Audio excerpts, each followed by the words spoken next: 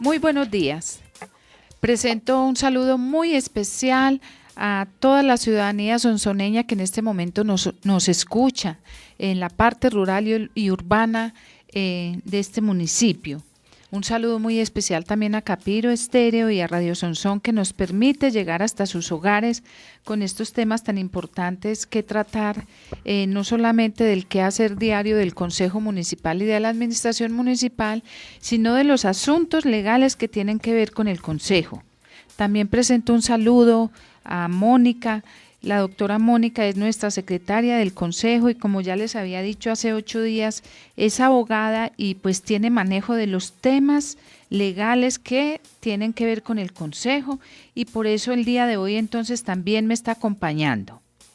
Y siguiendo entonces con nuestra labor educativa y dándole continuidad al tema que iniciamos la semana pasada frente a la toma de decisiones, hoy queremos explicarles qué es el quórum, cómo se dan las votaciones en el Consejo Municipal, los procedimientos que tienen unos protocolos propios que, de no cumplirse, podrían desembocar en la pérdida de legitimidad de las decisiones tomadas por el Consejo Municipal. Para este caso entonces, la doctora Mónica nos puede entonces explicar qué es el quórum, qué modalidades de quórum hay, qué es una mayoría decisoria. Entonces iniciemos nuestro programa, Mónica, hoy agradeciéndole mucho su presencia, diciéndole a nuestros radioescuchas qué es el quórum.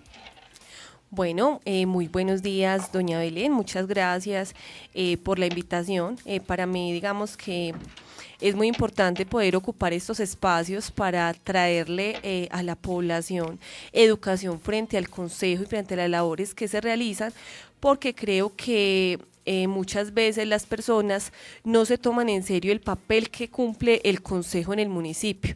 Entonces es muy importante que tanto para las personas que aspiran a ser concejales como para quienes vamos a elegir a nuestros concejales para el próximo periodo, sepamos cuáles son realmente esas funciones y, como decíamos ahorita, los protocolos que se deben seguir para que cualquier decisión sea válida, porque en el Consejo es tan importante tener presente todo esto, que en cualquier momento, si no se tiene presente el tema de las mayorías, el tema de cómo se hace la votación, eso podría hacer que se anule incluso una decisión que se tome. Entonces, iniciando con el tema, para hablar de qué es el quórum, quórum viene del latín quorum y se refiere al número de individuos que se necesita para que un cuerpo deliberante o parlamentario trate ciertos asuntos y pueda tomar una determinación válida. Se trata de un concepto jurídico muy importante en el ámbito de la política. Como siempre nos gusta entonces hablarles de la normatividad para que pues las personas no se queden solamente con lo que les decimos, sino que puedan, digamos, que indagar un poco más. Según el artículo 29 de la Ley 136 de 1994, el quórum se constituye en el número de miembros del Consejo necesarios para que la corporación y sus comisiones puedan sesionar, deliberar y decidir válidamente sobre los asuntos de interés y competencia del respectivo Consejo. Los artículos 145 y 146 de la Constitución Política establecen como principio general la existencia de dos tipos de quórum, el quórum deliberatorio y el quórum decisorio. Cabe resaltar, doña Belén, que por regla general siempre que se establezca quórum decisorio, hay quórum deliberatorio. Ahorita igual vamos a explicarles cada uno, pero entonces, para que se sepa, entonces cuando se establece quórum decisorio, hay quórum deliberatorio. Pero siempre que se establezca quórum deliberatorio, no necesariamente se dará el quórum decisorio. Entonces, qué importante, entonces imagínense, por ejemplo, si un presidente en un consejo no tiene presentes esos dos conceptos, puede tomar una decisión sin tener el número de integrantes del consejo y esa decisión podría ser invalidada con las consecuencias que eso tendría para el presidente de la corporación y para los que estén ahí decidiendo en ese momento. Sí, Tiene toda la razón. Son dos cosas diferentes y pues hay que tenerlo muy presente. Como nos decía Mónica, todos estos aspectos son muy importantes tenerlos en cuenta por las personas que en este momento desean aspirar al consejo, que en este momento son candidatos, que llegar allí, pues para llegar allí hay que estudiar, hay que prepararse, hay que leer la norma. Y las decisiones que se toman allí, si no son claras, si no son amparadas en la norma, pues tienen sus consecuencias legales. Vamos a hablar entonces, Mónica, de cada una de estas clasificaciones del quórum. Veamos, por ejemplo, qué es quórum deliberatorio. Bueno, doña Belén, entonces se dice que el quórum deliberatorio se constituye en el mínimo requerido de integrantes del Consejo para instalar, deliberar y debatir válidamente sobre los asuntos de su competencia e interés. Ese quórum deliberatorio se constituye con la cuarta parte de los integrantes del cuerpo colegiado. Por ejemplo, en el Consejo Municipal, en este momento, tenemos 13 concejales activos. Como hemos tenido una concejal que ha estado incapacitada durante varios meses consecutivos, tuvimos que hacer una recomposición del quórum, que también es una figura válida de acuerdo con la ley. Con esa recomposición del quórum, entonces el quórum deliberatorio lo estaríamos conformando con 3 concejales, porque entonces si decimos que es la cuarta parte y hablamos de 12, con 3 tendríamos quórum deliberatorio. Es decir, que si se cita una sesión a las 10 de la mañana, si a las 10:15 están 4 concejales, se puede iniciar la sesión. Se puede empezar a deliberar sobre los temas. Lo que no se podría hacer sería tomar decisiones, porque si estaríamos hablando de quórum decisorio. Entonces, ¿qué sería entonces ese quórum decisorio? Ese quórum decisorio tiene una particularidad, y es que el Consejo, al integrarse por un número impar de miembros, la mitad más uno de sus integrantes no equivale a un número entero. Por esta razón se realiza una aproximación. Entonces, el quórum decisorio se conformaría con la mitad más uno de los integrantes del Consejo. Entonces, si habláramos de quórum decisorio, por ejemplo, si estamos hablando de 12 concejales que están en este momento deliberando constantemente, entonces tendría que ser, para que haya quórum decisorio, tendría que ser con 7 concejales.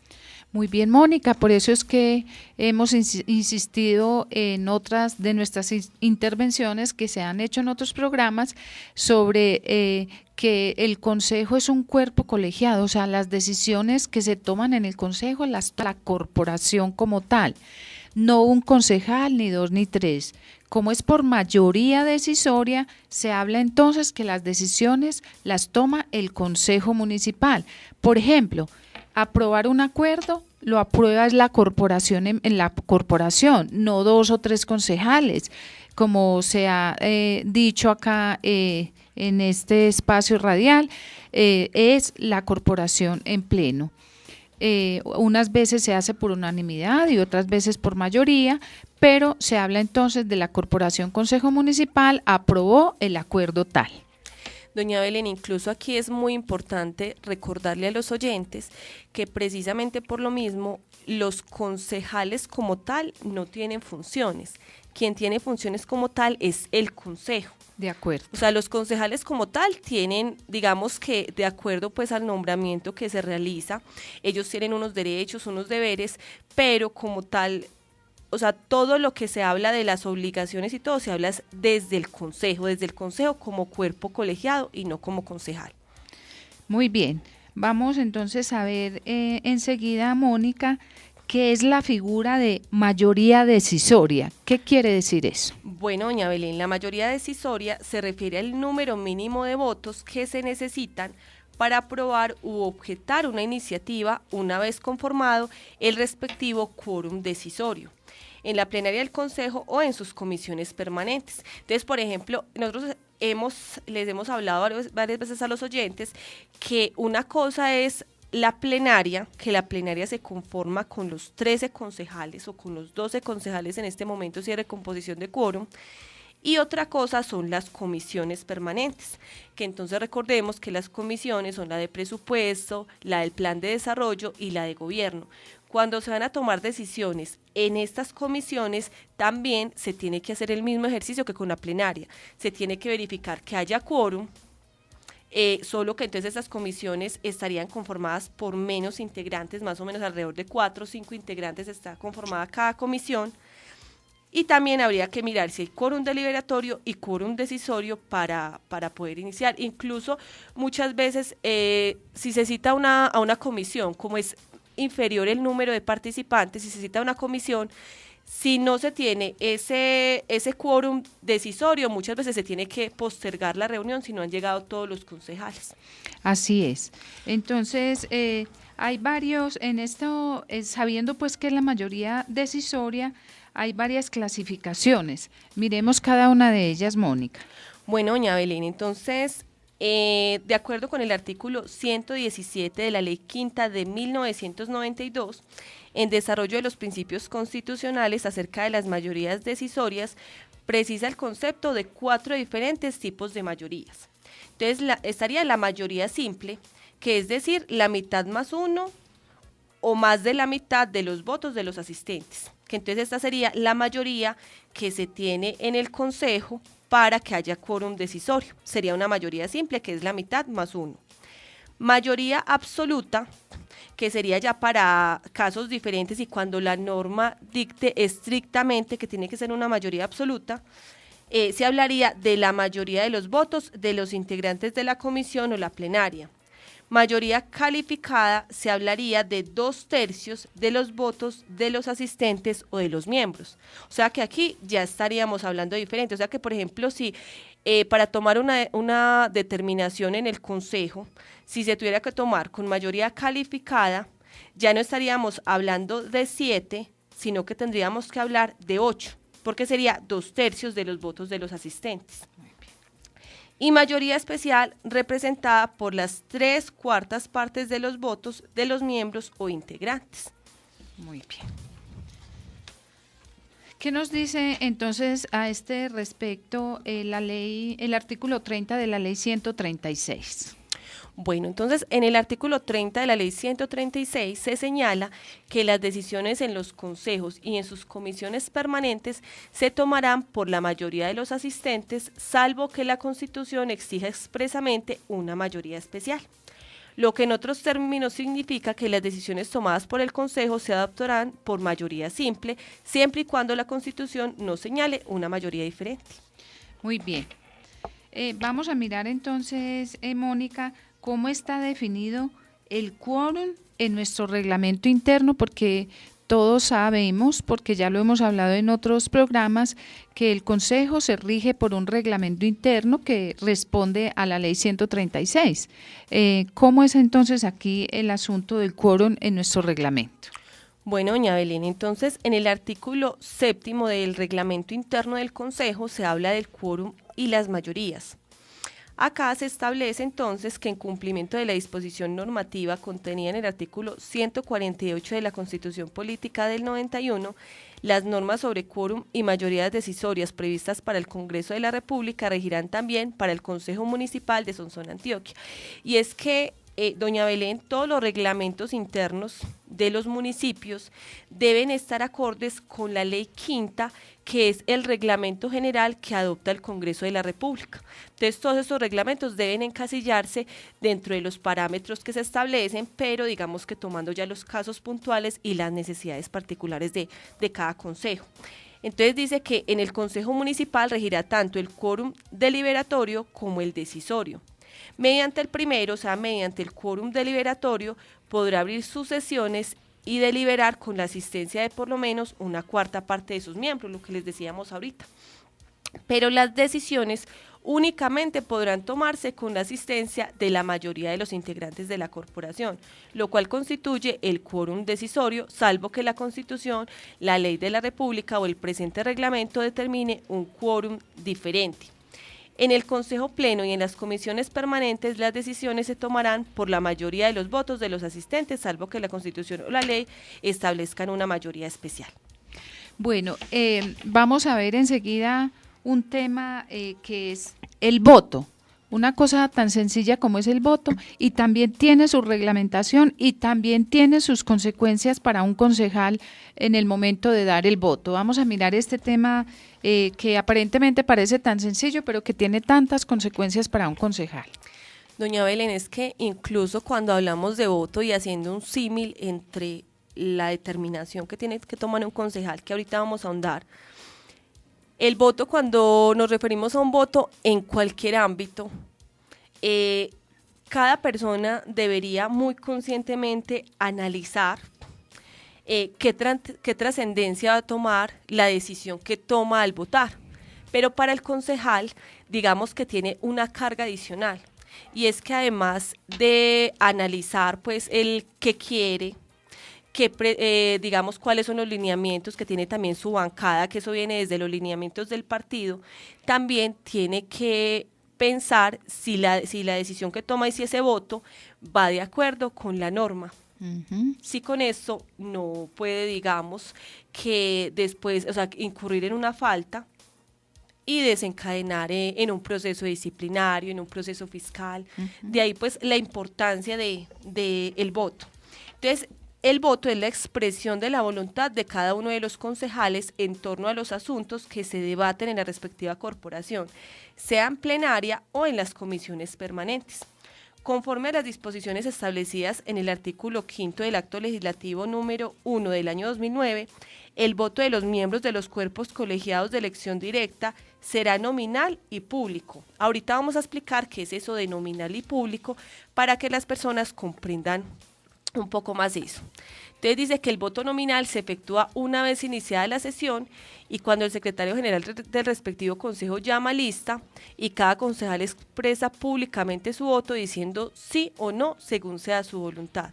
El objetivo de este tipo de votación es promover prácticas transparentes en la administración pública local en observancia del principio de publicidad, justicia y bien común. O sea que lo normal, igual ahorita vamos a ahondar un poco más en el tema, pero lo normal de los votos en el consejo es que estos votos se realicen de manera pública, que las personas puedan conocer el voto de ese concejal, si fue positivo o negativo frente a determinado tema, porque además digamos que con ese voto, pues el concejal está, digamos que adoptando una postura determinada en referencia a un tema, como digamos que ejerciendo esa salvaguarda de los intereses de la comunidad. Muy bien. Y ya nos decía usted que se vota públicamente y se vota diciendo sí o no. Por eso es que en el momento en que el presidente del consejo determina que se va a ir a votación, ya no hay más debate y ya no hay más deliberación. Todo este proceso de debate y de deliberación debe hacerse antes de empezar el voto, de manera que cualquier argumento que un concejal vaya a dar, cualquier salvedad que vaya a hacer, debe hacerlo antes de que el presidente del consejo declare que se va a ir a votación. Vamos entonces a mirar, de acuerdo a nuestro reglamento interno del consejo, cómo se realizan las votaciones. Bueno, doña Belén, entonces eso tiene mucho que ver con lo que usted nos decía ahorita, y es que las votaciones tienen unas reglas. O sea, en materia de votación se tienen que implementar unas reglas. Y es que cada concejal tiene derecho a un voto, el cual es personal, intransferible e indelegable, el cual deberá reflejar las posiciones adoptadas por la bancada a la que pertenece el votante. Otra de las particularidades del voto en el consejo es que es irrenunciable. O sea, un concejal no puede decir que no va a votar.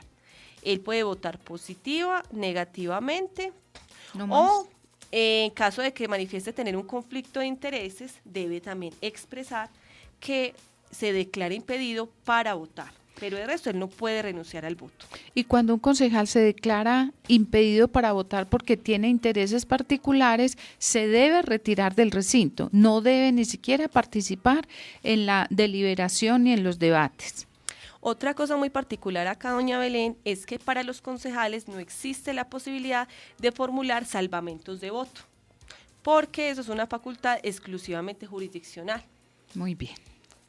¿Qué quiere decir eso? Lo que pasa es que, por decir, cuando por decir, cuando uno mira providencias expedidas por el Consejo de Estado, por la Corte Constitucional, donde también se toman decisiones en cuerpos colegiados, cuando un determinado magistrado no está de acuerdo con la decisión que está tomando la plenaria, él puede hacer un salvamento de voto. Entonces, en el salvamento de voto, él dice, yo no estoy de acuerdo con la decisión de toda la comisión por estas razones. Y él puede dejar plasmado eso. Para los concejales no. ¿Tienen que votar sí o no? Tiene que votar sí o no o declararse impedido, pero no puede simplemente hacer un salvamento de voto. Como usted dice, todos los argumentos, sean positivos o negativos, se hacen antes de la votación, pero en el momento de la votación no se puede dejar plasmado nada más. Perfecto. Otra cosa es que en toda votación el número de votos debe ser igual al número de los concejales presentes al momento de ejercer este derecho. Si el resultado no coincide, el presidente anulará la elección y ordenará su repetición. Muy bien. ¿Cuáles son entonces las modalidades de votación que existen? Bueno, doña Belén, entonces existen 3 modos de votación, que es la votación ordinaria y se efectúa dando los concejales con la mano un golpe sobre el pupitre. Si se pide la verificación, los que quieran el sí se pondrán de pie y enseguida los que quieran el no. Y el secretario los contará e informará su número y el resultado de la votación. Por ejemplo, generalmente para aprobar, por ejemplo, el orden del día, para aprobar una proposición, generalmente siempre la presidenta llama a los concejales de manera general y ellos el asentimiento lo hacen con el golpe en el pupitre. Aquí entonces las personas pueden comprender por qué se hace golpe en el pupitre, o sea que es uno de los protocolos del consejo. Otra forma de votar es la nominal, que era de la que hablábamos ahorita, y dice que si la votación no debe ser secreta, puede ser nominal a petición de cualquier concejal con el respaldo de la mayoría de los asistentes. En este caso, cada concejal, al ser llamado en orden alfabético de apellidos por el secretario, contestará individualmente y en voz alta sí o no. Ese es el voto nominal. Y también existe otro tipo de votación, que es la votación secreta, que no permite identificar la forma como vota el concejal. Esta votación secreta se puede hacer por medio de balotas o por medio de papeletas. Y dice que una vez terminada la votación, el secretario procederá a la incineración de las papeletas. La papeleta simplemente es un papelito donde el concejal pone sí o no, o cuando están eligiendo personal que sea a cargo del consejo, entonces pone el nombre, cuando lo llaman a lista, deposita la papeleta, o sea, el papelito donde especifica cuál es su voto, y después se incineran. Entonces dice que para el conteo en ambas modalidades, sea por balotas o por papeletas, la presidencia debe designar una comisión escrutadora conformada por 2 concejales de diferentes partidos para que haya transparencia y ellos verifiquen cómo se da esa votación. Acá hay una cosa muy importante, doña Belén, y es que solo se podrá efectuar votación secreta para la elección de funcionarios que correspondan al consejo y elección de mesa directiva. El voto secreto será permitido en los casos que determine la ley y el presente reglamento. O sea que lo normal en el consejo es que la votación se dé de manera ordinaria o de manera nominal. La excepción es secreta. La excepción es secreta, entonces nos queda claro que para votación en proyectos de acuerdo tiene que ser nominal y tiene que ser sí o no. Exactamente, sí o no, o ya simplemente expresar el impedimento que tiene para no realizar la votación. Muy bien. Continuando con este tema, pues vemos que hay algunas circunstancias que se presentan cuando se trata de votaciones. Por ejemplo, hay veces que hay empates. ¿Qué se hace, por ejemplo, en este caso? Bueno, doña Belén, entonces los empates también están regulados en el reglamento y en la ley, y dice que en caso de empate, en la votación de un proyecto de acuerdo, se procederá a una segunda votación en la misma sesión o en la inmediatamente siguiente, según lo disponga la presidencia. Es decir, que como hablábamos ahora 8 días, entonces estamos estudiando un proyecto de acuerdo sobre un tema determinado. Como la comisión está conformada por varios concejales, entonces supongamos que la comisión, que solamente hayan 4 concejales para deliberar ese día en la comisión y quedaron 2-2. ¿Qué se debe hacer? Se debe repetir la votación, volver a llamar a la votación, sea en la misma sesión o sea porque se programe otra. De presentarse nuevamente ese empate, se entenderá negada la propuesta o archivado el proyecto. Si el empate se produce en votación para elección de un funcionario, esta se repetirá, y si el empate subsiste, se decidirá por la suerte. Esto de la suerte solamente aplicaría cuando es elección de un funcionario. Cuando es para un proyecto de acuerdo o una propuesta que esté realizando un concejal, si el empate persiste, se considera negado. Muy bien. Y también vemos, Mónica, que hay unas reglas especiales en materia de elecciones. ¿Podemos ver entonces cuáles son esas reglas especiales? Claro que sí, doña Belén. Entonces se dice que al acto de elección se citará con 3 días de anticipación conforme a la ley. En la fecha y hora indicada, el presidente abrirá la votación secreta. Cada votante escribirá en su papeleta el nombre de uno de los candidatos al cargo por proveer y la depositará en la urna dispuesta para el efecto en el orden de llamada a lista por el secretario. O sea que esto es cuando el consejo está eligiendo un funcionario que es entonces a su cargo. Previamente el presidente designará una comisión escrutadora encargada de contar las papeletas depositadas e informar del resultado, indicando el número de votos obtenidos por cada uno de los candidatos, los votos en blanco, los votos nulos y el total de votos. Cuando se está eligiendo, doña Belén, un funcionario, en ese caso sí podría entonces optar el concejal por votar en blanco si no está de acuerdo con alguno de los funcionarios de los participantes. Puede votar en blanco. Eso sería lo único que podría hacer. Y es importante decir entonces que esta modalidad de votación rige no solamente para los funcionarios que están a cargo del Consejo Municipal, sino también para el personero municipal. Sí, doña Belén. Igual digamos que ya en este momento, como la elección del personero tiene digamos que una reglamentación diferente y se debe realizar por concurso público de méritos, digamos que en este caso el consejo sí tiene que ser digamos que más estricto y también ceñirse a la ley. Y cuando se habla de elección de personero, a diferencia de lo que se hacía antes, que simplemente era un voto por los que digamos que quedaran en el listado, cuando se habla de la elección del personero, se tiene que iniciar por orden de lista.